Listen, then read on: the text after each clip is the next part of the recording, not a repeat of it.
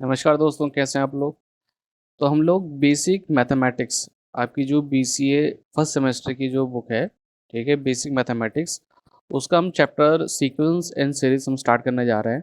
ठीक है, हमारे चैप्टर का नाम है सीक्वेंस एंड सीरीज। उसमें सबसे पहला टॉपिक है हमारा अर्थमेटिक प्रोग्रेशन। तो अर्थमेटिक प्रोग्रेशन है क्या, पहले इसको हम ध्यान समझते हैं। मैंने आपको कुछ नंबर दे दिए, जैसे 1, 2, 3, 4 एंड 5। ठीक है, अब यहाँ पर अगर हम देखें तो हर एक नंबर कहीं ना कहीं पे रखा हुआ है। यानी कि देखिए, अगर हम बोल सकते हैं, अगर हम कहें कि पहला जो नंबर है 1 जो है वो पहली पोजीशन पे रखा है, दूसरा नंबर दूसरी पोजीशन पे, तीसरा नंबर तीसरी पोजीशन पे। इसको हम एक और तरीके से समझते हैं, जैसे मैं आपको कुछ नंबर्स दे दूं। ये लीजिए, अब मैंने आपको दे दिया 2, 4, 6, 8, 10।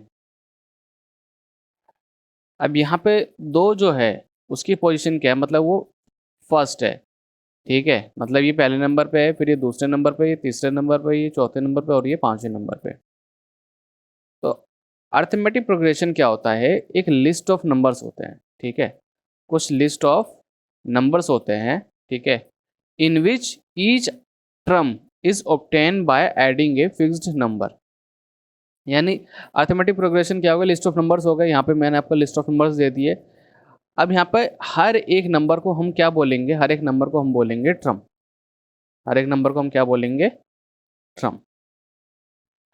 अब यहाँ बट अर्थमेटिक प्रोग्रेशन की एक खास बात होती है कि जो उसका अगला नंबर होता है, ठीक है, जैसे 2 के बाद क्या है, 4।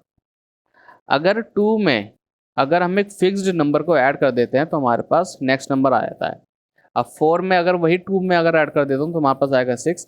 6 में वही 2 अगर मैं ऐड कर दूँ तो 8। 8 में 2 ऐड करा तो 10।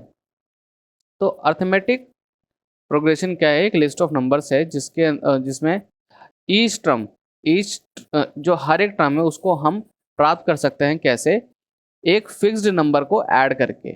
ठीक है, एक फिक्स्ड नंबर को ऐड करके, लेकिन किसमें, पिछले वाले नंबर में, पिछले वाले नंबर में।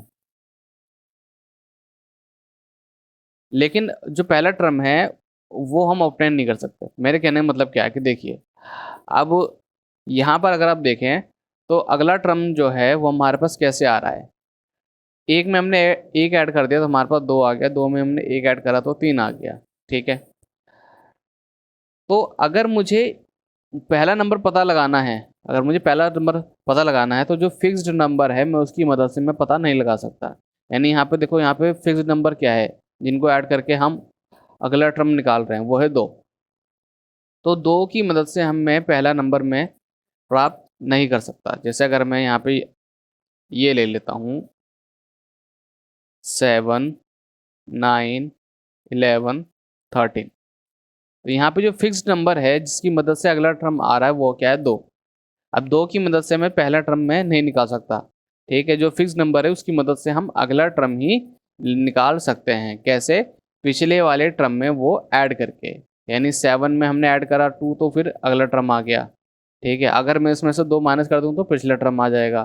ठीक है, यानी कि पिछले वाले टर्म में हमको प्लस करना है अगला वाला टर्म निकालने के लिए।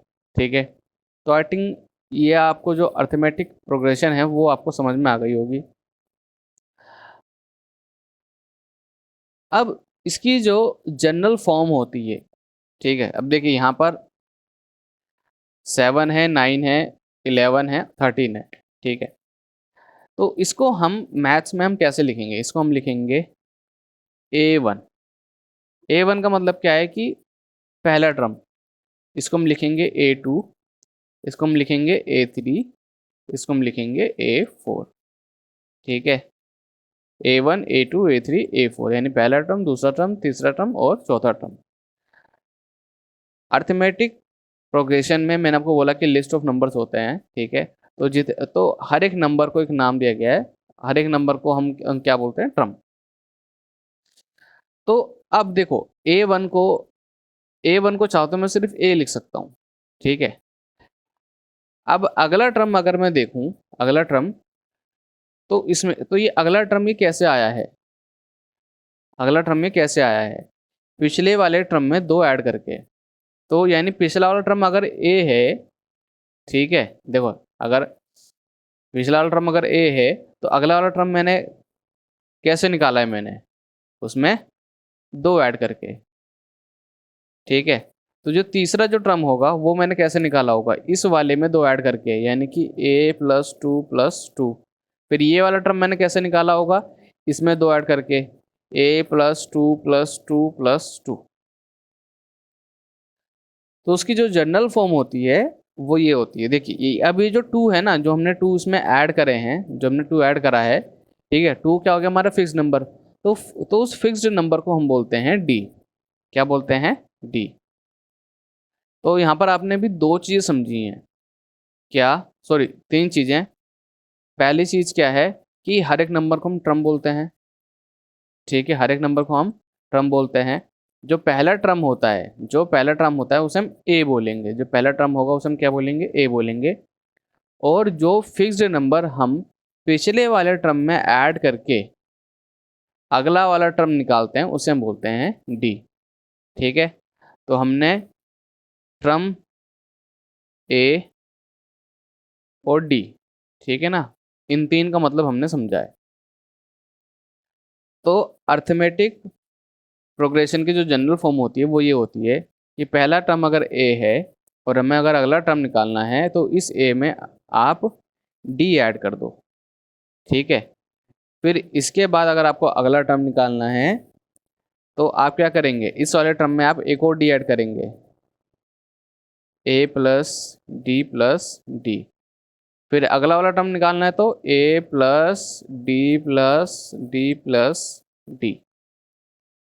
ठीक है। अब मैं इसको और इसको तो ऐसे लिख सकता हूँ, देखिए a+d। अब देखिए यहाँ पे जो d है वो 2 है तो मैं लिख सकता हूँ 2d, और यहाँ पे 3d है तो लिख सकता हूँ a+3d। तो a+d, a+2d, a+3d। तो अगर आप ध्यान से देखें तो पहला टर्म है ये दूसरा टर्म है, ये तीसरा टर्म है, और ये चौथा टर्म है, ठीक है। तो इसको हम ऐसे लिख सकते हैं a1, a2, a3 और a4। तो आप ध्यान से देखिए कि a2 बराबर क्या है, a+d, ठीक है। और a3 बराबर क्या है हमारे पास, a3 a+2d। और a4 बराबर क्या है हमारे पास, a4 को हम कैसे लिख सकते हैं, a+3d। तो अब ध्यान से देखिए, अगर मुझे a4 लिखना तो मैंने क्या लिख दिया, a+3d। और a3 लिखना तो a+2d, मतलब यहाँ पर a कम है, ठीक है। तो अगर जैसे मुझे a5 लिखना हो, पांचवा टर्म लिखना, तो मैं क्या लिखूंगा, ऐसे लिख सकता हूँ मैं a+4d, ठीक है। और छठा टर्म लिखना हो तो a+5d। तो इस तो यहाँ पर आप ये समझ गए कि हम किस टर्म को कैसे हम खोल के लिख सकते हैं, मतलब एक एपी में हम किस टर्म को हम कैसे खोल के लिख सकते हैं अगर हमारे पास कोई नंबर वगैरह हमें ना दिया हो तो, ठीक है। तो आपने जो जनरल फॉर्म है आपने वो भी समझ लिया, ठीक है। आपको टर्म समझ में आ गया, आपको ए समझ में आ गया, ए क्या होता है हमारा, एपी का पहला टर्म, ठीक है। डी क्या होता है, डी वो फिक्स्ड नंबर होता है जिसको हम पिछले टर्म में ऐड करके अगले वाले टर्म को हम निकालते हैं, ठीक है। और हमने जनरल फॉर्म भी हमने समझ ली। तो चलिए अब हम एपी का जो फॉर्मूला है, ठीक है, हम उसको समझते हैं। एपी का फॉर्मूला है क्या, तो एपी का फॉर्मूला है an इजक्वल टू a+n-1d। अब हम ये समझते हैं कि ये फॉर्मूला बनाया क्यों गया। देखिए अगर मैंने आपको एक से लेकर, सॉरी, मैंने आपको इस तरीके से नंबर दे दिए, मैंने आपको 2, 4, 6, 8 ऐसे करते करते करते करते मैंने आपको 1000 तक मैंने आपको नंबर दे दिए, ठीक है। अब आपको पता है कि ये पहला टर्म है, ये दूसरा टर्म है, ये तीसरा टर्म है, ये चौथा टर्म है। लेकिन मैं आपसे ये पूछ रहा हूँ कि बताओ कि जो इस एपी का जो 50वां टर्म है वो क्या है, 50वां टर्म जो है वो क्या है, या फिर जो 100वां टर्म है वो क्या है। ठीक है, ये देखिए इसकी जो पोजीशन है वो है A2, इसकी पोजीशन है A3। तो मैं आपसे पूछ रहा हूं कि A50 बताओ, A50 क्या है। ठीक है, तो एक तरीका तो ये है कि आप उसको गिनो इस तरीके से, मतलब इस तरीके से पहले आप उसको सब लिख लो, फिर उसको गिनो। लेकिन अगर मैं आपको 2 से लेकर अगर 1 लाख तक नंबर दे दूं और मैं आपसे पूछूं कि जो 100वां टर्म है वो आप पता लगाओ, तो उस केस में टाइम ज़्यादा लग जाएगा। ठीक है, तो इसी चीज़ को सॉल्व करने के लिए, ठीक है, मतलब देखिए इसकी मदद से हम कई सारी चीज़ें निकाल सकते हैं। अब हमें पता है कि देखो एक एपी में क्या आता है, क्या होता है, एक एपी में ये होता है कि उसमें हमें कुछ नंबर दिए होते हैं, और उस नंबर में खास बात ये होती है कि उनके बीच का जो गैप है वो इक्वल होता है। ठीक है, मतलब कि देखिए 2 और 4, यहाँ पे गैप कितना है 2 का, 4 और 6 यहाँ पे गैप कितना है 2 का, यहाँ पे भी गैप कितना है 2 का। ठीक है, तो एपी में क्या होता है कि नंबर्स के बीच में जो गैप होता है वो इक्वल होता है। ठीक है, और अगले नंबर को अगर हमें ऑब्टेन करना है यानी प्राप्त करना है, तो पिछले नंबर में हमें जो डी है, जो फिक्स नंबर है, वो हमें ऐड करना पड़ता है।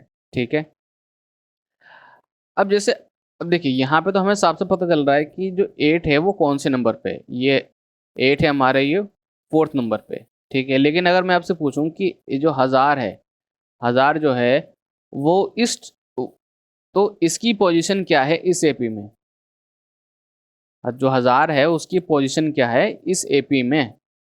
ठीक है, यानी कि इसकी हमें जो पोजीशन है वो नहीं पता। तो जो पोजीशन होती है मतलब जो नंबर है, जो टर्म है उस लिस्ट में कहाँ पर है, ठीक है, तो उसे हम बोलते हैं एन। तो एन को आप समझ सकते हो पोजीशन। ठीक है, कि अब 1000 की पोजीशन बताओ, जैसे अगर मुझे 8 की पोजीशन बतानी तो वो क्या है 4 है, यानी एन की वैल्यू क्या हो गई, एन की वैल्यू हो गई 4। और अगर मुझे इसकी अगर पोजीशन बतानी हो तो एन बराबर क्या हो गया 3 हो गया। और अगर मुझे इसकी पोजीशन बतानी हो तो इसकी एन की वैल्यू क्या हो गई 2 हो गई। ठीक है, तो आपको ए पता है, ए क्या होता है पहला टर्म। ठीक है, एन क्या होता है उस टर्म की पोजीशन। ठीक है, मतलब टर्म की पोजीशन। और डी का मतलब क्या है डिफरेंस। ठीक है, जो इनके बीच में जो डिफरेंस आ रहा है उसे हम क्या बोलेंगे डी। तो डी का यहाँ पर एक और नाम है, क्या है कॉमन डिफरेंस। क्या है कॉमन डिफरेंस। ठीक है, और ए एन क्या है, देखिए अब जैसे 8 है, ठीक है 8 है, तो 8 की पोजीशन हमको पता क्या है 4 है। ठीक है, यानी इसकी एन की वैल्यू क्या है 4 है। तो इसको हम ऐसे लिखेंगे कि ए एन बराबर मतलब ए 4, ए 4 है हमारे पास 8। ठीक है, यानी ए एन क्या हो गया हमारे पास टर्म हो गया। यानी इसको ऐसे समझो, देखो जैसे यहाँ पे मैंने लिख दिया 8। ठीक है, मैंने लिख दिया 8। अब 8 को अगर मुझे प्राप्त करना है, ठीक है 8 को अगर मुझे प्राप्त करना है तो सिंपली मुझे क्या करना पड़ेगा, मुझे ए लेना पड़ेगा। ठीक है, 2 ले लिया मैंने। अब इसकी मुझे जो पोजीशन है मुझे वो पता चल जाए, इसकी जो है मुझे पोजीशन पता चल जाए, तो पोजीशन तो मुझे पता है वो क्या है 4 है, 4 - 1। और क्या आ जाएगा यहाँ पे डी, डी हमारा क्या है 2। तो देखिए ये दो साइड जो है वो इक्वल आएंगी, 3 × 2 = 6। ठीक है, तो ए एन क्या होता है हमारा, ए एन होता है हमारा ट्रम, और एन क्या होता है उस ट्रम की पोजीशन। ठीक है, इसको ध्यान से समझिए कि ए क्या होता है और एन क्या होता है। ए एन मतलब ट्रम, तो ए एन हमारा 8 हो गया, और इस ट्रम की पोजीशन क्या है तो वो है 4th। ठीक है, एन एन क्या हो गया हमारा टर्म, और इस टर्म की पोजीशन क्या है वो है 4। बच्चों को ज़्यादा कन्फ्यूजन इसी में होती है। तो इस फॉर्मूले को हमने समझा है, देखिए ये जो फॉर्मूला है ना, ये इसी की ही फॉर्म है, ये इसी की ही फॉर्म है। ठीक है, तो इस फॉर्मूले में हमने एन समझ लिया, ए समझ लिया, एन और डी समझ लिया। ठीक है, और एक फॉर्मूला आपको और समझना है। ठीक है, देखिए यहाँ पे मैं लिख देता हूँ, A N = A plus n-1 d। ठीक है, तो हम d कैसे निकालेंगे? d हम निकालेंगे अगले वाले टर्म में से पिछले वाले टर्म को माइनस करना है। ठीक है, यानी कि आप सिंपली आप ये लिख सकते हो कि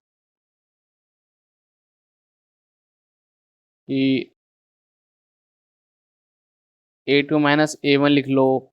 ठीक है, या फिर आप चाहो तो a3 माइनस a2 लिख लो।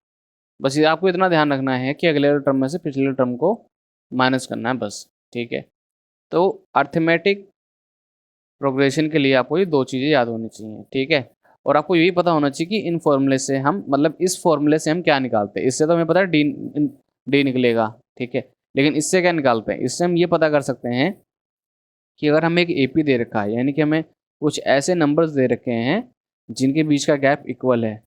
ठीक है, जिनके बीच का गैप इक्वल है, तो उस लिस्ट में कौन सा नंबर कहाँ पर है। ठीक है, कौन सा नंबर कहाँ पर है और वो नंबर कौन सा है, तो ये हम पता लगा सकते हैं। ठीक है, यहाँ पर हम ये नहीं पता लगा सकते कि जैसे अगर हमें ये दे दी ना 2 4 6 8 और 1000, तो इन सब का टोटल हम नहीं पता लगा सकते, उसके लिए अलग फॉर्मूला है। यहाँ पे हम सिंपली पता लगा सकते हैं कि एक सीरीज में कौन सा नंबर कहाँ पर है। ठीक है, तो चलिए अब हम कुछ क्वेश्चंस करके देखते हैं। ठीक है, जैसे कि यहाँ पर आपको दिख रहा है, right 4 terms of the AP. हमें ए और डी दे रखा है हमको। ठीक है, और ए और डी की मदद से हमें इस एपी के क्या कहते हैं जो स्टार्टिंग के जो 4 टर्म है हमें वो फाइंड आउट करने हैं। ठीक है, तो जैसे कि मैंने आपको बता रखा है कि अगर हमें अगला टर्म अगर हमें फाइंड आउट करना है तो उसके लिए हमें पिछले वाले टर्म में डी ऐड करना पड़ेगा। तो हमें ए दे रखा है 10 और डी दे रखा है हमको 10। ठीक है, तो यानी कि अगर मुझे A2 फाइंड करना है तो उसके लिए मैं क्या करूँगा, इन दोनों को ऐड कर दूंगा। ठीक है, n10 + 10 कितना हो गया 20। तो A2 की वैल्यू मेरे पास कितनी आ गई 20। तो अगर मुझे A3 ढूंढना है तो मैं क्या करूँगा, पिछले वाले टर्म में यानी कि 20 में मैं जोड़ दूंगा क्या डी मेरा क्या है 10, तो कितना आ जाएगा 30। तो उसी तरीके से अगर मुझे अगर A4 ढूंढना है तो क्या करूँगा कि पिछले वाला टर्म यानी कि A3 में मैं डी ऐड कर दूंगा, तो 30 + 10 यानी कि ये हो गया हमारे पास 40। ठीक है, तो इसने बोला था फर्स्ट 4 टर्म्स, तो पहला टर्म हमारे पास क्या आ गया 10, दूसरा टर्म हमारे पास क्या है 20, फिर 30 और ये आ गया 40। ठीक है, ये तो इजी था क्योंकि इसमें ए और डी की वैल्यू एक जैसी थी। ठीक है, बट अब हम इस क्वेश्चन को देखते हैं। यहाँ पर ए है -2 और डी है 0। ठीक है, तो यानी कि अगर हमें A2 यानी दूसरा टर्म अगर हमें ढूंढना है तो यानी -2 में हमें ऐड करना पड़ेगा क्या 0। ठीक है, तो यानी A2 हमारे पास कितना आ गया, वो आ गया हमारे पास 0, ओ सॉरी -2। ठीक है, अब अगर हमें A3 ढूंढना है, ठीक है A3 ढूंढना है, तो A2 में हमें क्या करना पड़ेगा, सॉरी A2 में हमें जोड़ना पड़ेगा 0, तो वो भी हमारे पास क्या आ जाएगा 0, सॉरी -2। तो इस केस में हमारे पास A3 कितना आ गया, वही -2 आ गया। अब A4 अगर हम ढूंढते हैं तो -2 में हम ऐड करेंगे 0, तो ये भी हमारे पास क्या आ गया -2। तो उस केस में हमारे पास पहला टर्म भी है -2, दूसरा टर्म भी -2, तीसरा टर्म भी है -2 और चौथा टर्म भी है -2। ठीक है, क्योंकि इसमें जो कॉमन डिफरेंस है वो हमारे पास है 0। कॉमन डिफरेंस मतलब डी जो है हमारे पास वो है 0। ठीक है, तो चलिए अब हम अगला क्वेश्चन देखते हैं। ये हम थोड़ा सा डिफिकल्ट लेंगे। ठीक है, ताकि आपको थोड़ा सा और अच्छे से ये चीज़ समझ में आए। इसमें हमारे पास a की वैल्यू है -1 और d की वैल्यू है 1/2। अब पहला टर्म तो हमें पता है कि -1 है, दूसरे टर्म के लिए हम क्या करेंगे, -1 में हमें ऐड करना पड़ेगा 1/2। तो सिंपली हम क्या करेंगे, यहाँ पे 1 ले लिया, 2 1 ज़ा 2, 2 1 ज़ा 2, -2 आ गया यहाँ पर, 1 की मल्टीप्लाई 1 से करेंगे तो 1। अब देखिए जिन लोगों को समझ में नहीं आया उन लोगों में दोबारा से बता देता हूँ पहले हमें नीचे वाले नंबर से मल्टीप्लाई करनी है, नीचे लिख दिया। फिर हमें -1 की मल्टीप्लाई करनी है 2 से, तो कितना आ जाएगा, -2 आ जाएगा। फिर 1 की मल्टीप्लाई 1 से करेंगे तो कितना आ जाएगा, 1 आ जाएगा। ठीक है, तो A2 इजकल टू -2 में से 1 गया, -1/2। ठीक है, ये हमारे पास आ गया A2। अब अगर हमें A3 निकालना है तो इस A2 में हम प्लस कर देंगे अपना D। अब यहाँ पर हम इसको भी चाहें तो ऐसे कर सकते हैं कि पहले नीचे वाली मल्टीप्लाई करें, फिर इसकी मल्टीप्लाई इससे, फिर इसकी मल्टीप्लाई इससे। बट जब भी आपका जो डिनोमिनेटर है, यानी कि जो आपका हर है, अगर वो सेम है तो आपको डायरेक्ट ऐसा करना है कि जैसे हम दोनों 2 है तो मैंने 2 लिख दिया, -1 + 1, तो ऊपर क्या आ जाएगा हमारे पास, 0, 0/2 यानी कि 0। ठीक है, या फिर आप उसको यहीं पर ही आप सॉल्व कर सकते थे। कैसे कि यहाँ पे -1/2 है, यहाँ पे +1/2 है। ठीक है, तो ये पूरा पूरा कैंसिल हो जाता। तो जैसा भी आपको इजी लग रहा है उस हिसाब से आप इसको कर सकते हैं। तो आई थिंक ये चीज़ आपको समझ में आ गई होगी कि कैसे हम ए और डी की मदद से हम किसी एपी के जो बाकी टर्म हैं हम उनको भी फाइंड आउट कर सकते हैं। ठीक है, अब यहाँ पे अगला जो क्वेश्चन है उसमें हमें क्या करना है, उसमें हमें फर्स्ट टर्म ढूंढ के निकालना है और डी। तो हमें क्या क्या ढूंढना है, पहले मैं यहाँ पे लिख देता हूँ। एक तो हमें ढूंढ के निकालना है फर्स्ट टर्म। ठीक है, दूसरा हमें ढूंढ के निकालना है डी। डी मतलब कॉमन डिफरेंस। ठीक है, डी मतलब क्या है, कॉमन डिफरेंस आपको फाइंड आउट करना है। तो एक एक करके मैं आपको क्वेश्चन लिख रहा हूँ। सबसे पहले आपको खुद से ट्राई करना है, उसके बाद आपको आंसर देखना है। वीडियो को पॉज कीजिए, आप खुद से ट्राई कीजिए, उसके बाद फिर आप आंसर देख सकते हैं।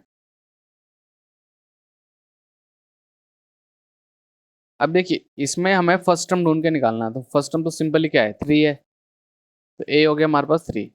अब हमें डी निकालना है, डी। तो डी के लिए हम क्या करेंगे, मैंने कहा था ना कि अगले वाले टर्म में से पिछला टर्म माइनस कर दो। या तो इसमें से आप ये माइनस कर दो, या तो इसमें से ये माइनस कर दो, या तो इसमें से ये माइनस कर दो, आंसर सेम आएगा। तो मैं 1 में से माइनस करूँगा 3, तो मेरे पास डी कितना आ जाएगा, -2। ठीक है, यहाँ पर ए मेरे पास क्या है, -5, और डी मेरे पास क्या आ जाएगा, -1 में से माइनस करना है मुझे -5। देखिए, -1 में से मुझे माइनस करना है -5, तो ये बन जाएगा प्लस का 5, तो डी आ गया हमारे पास 4। ठीक है, अब डी, अभी तो हमने सिर्फ इसकी मदद से निकाला, अभी ज़रा इसकी मदद से भी निकाल के मैं आपको दिखा देता हूँ। -3 में से माइनस करना है मुझे -1, तो ये हो जाएगा हमारे पास प्लस का 1, तो ये आ गया हमारे पास -2। ठीक है, तो उसी तरीके से यहाँ पर भी मैं आपको निकाल के दिखा देता हूँ। 7 में से हमें माइनस करना है 3, तो आ गया 4। तो आपने देखा कि हम डी चाहे यहाँ से निकाले, चाहे यहाँ से, चाहे यहाँ से, हमारा डी सेम आएगा। ठीक है, तो हमने फर्स्ट टर्म और डी, तो हमने यहाँ पर क्या क्या चीज़ें हमने सीख ली हैं, दोबारा से हम एक बार रिकैप कर लेते हैं। हमें टर्म पता समझ में आ गया, मतलब एक एपी क्या होती है हमें वो समझ में आ गई। उस एपी में टर्म क्या होता है, ए क्या होता है, डी क्या होता है, ए एन क्या होता है, एन क्या होता है। ठीक है, डी और डी निकालने का फॉर्मूला, ए एन का फॉर्मूला, ये हमने सब करा। फिर हमने उसके बाद कुछ हमने क्वेश्चंस करे। ठीक है, तो अभी के लिए बस इतना ही, और नेक्स्ट क्लास में हम क्या करेंगे, हम इससे थोड़ा अपर, मतलब थोड़े और जो डिफिकल्ट क्वेश्चन है एपी के, हम वो करेंगे।